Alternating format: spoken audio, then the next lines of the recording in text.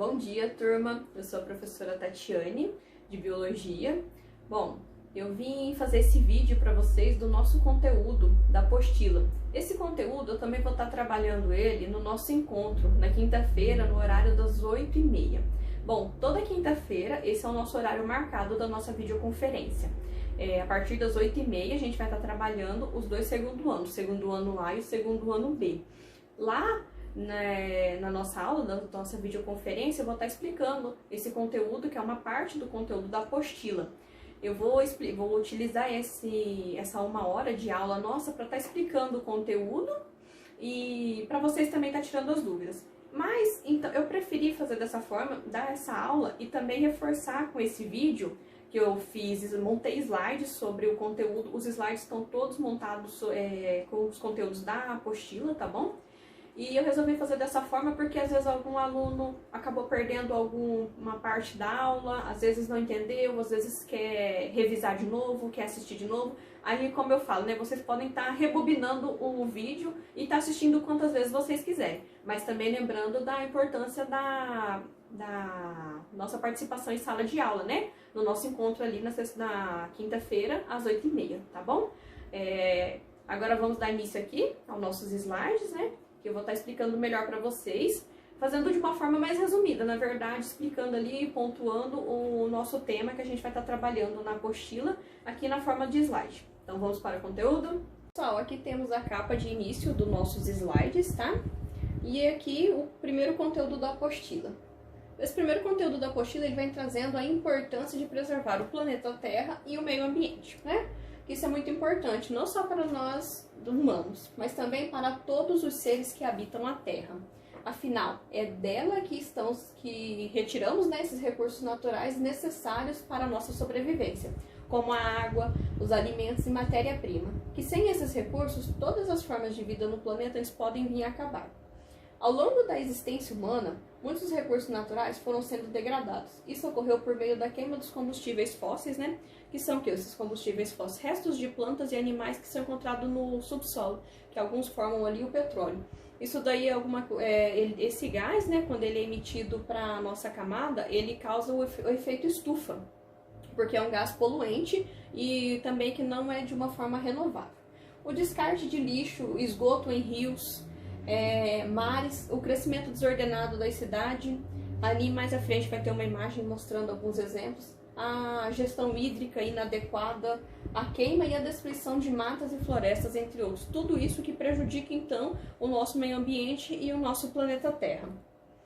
Aqui temos uma imagem, né, como vocês podem ver ali, o lixo descartado de uma maneira incorreta, jogado ali, pode ser ali numa nascente.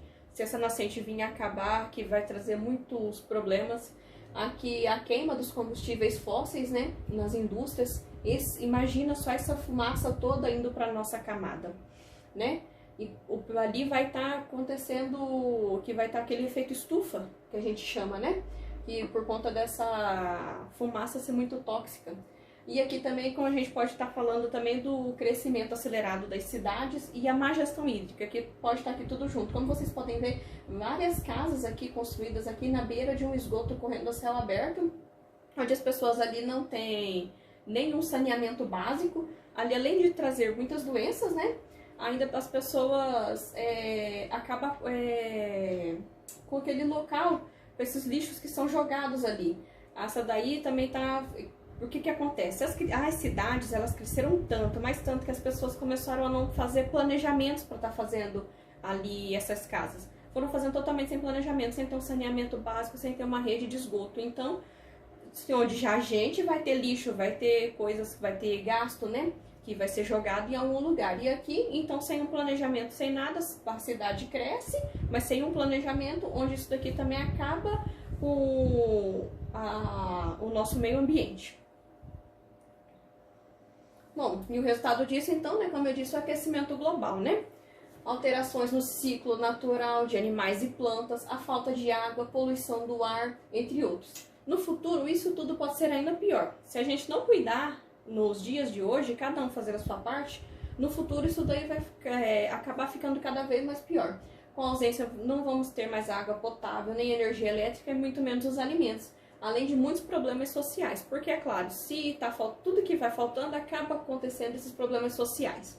E desde a década de 1960, o impacto ambiental ele começou a ter mais importância para os ambientalistas e organizações internacionais. Nos anos de 1970, a ONU, que é a Organização das Nações Unidas, também passou a desenvolver conferências e estabelecer metas para que os países membros com relação de preservação do meio ambiente. Ou seja, eles faziam algumas reuniões para tentar buscar maneiras para amenizar esses problemas, esses impactos, fazendo com que as cidades, as pessoas se tornassem mais conscientes sobre esses problemas.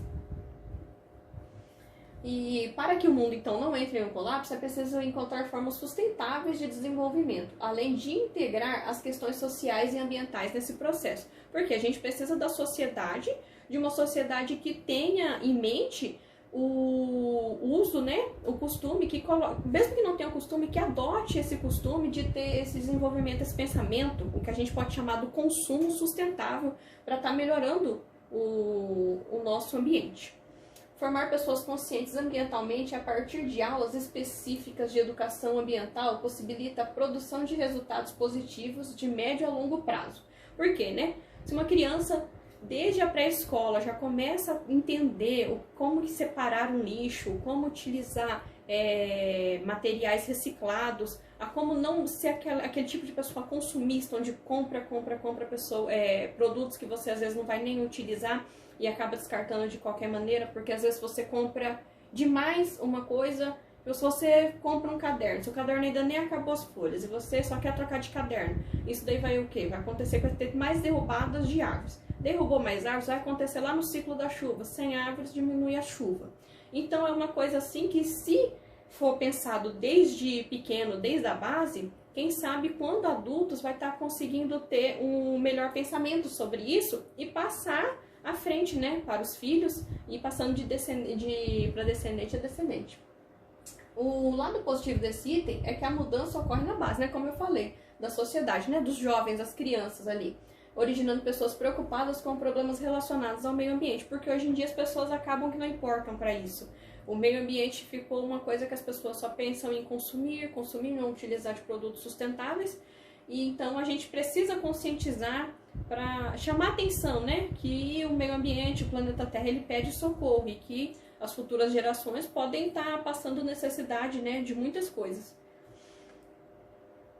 Bom, aqui temos algumas, que eu trouxe para vocês, algumas maneiras de estar minimizando os impactos ambientais. Uma forma delas é reduzir e separar o lixo. Estima-se que o Brasil produza cerca de 150 mil toneladas de lixo todos os dias. Gente, é muito lixo, imagina isso em um mês.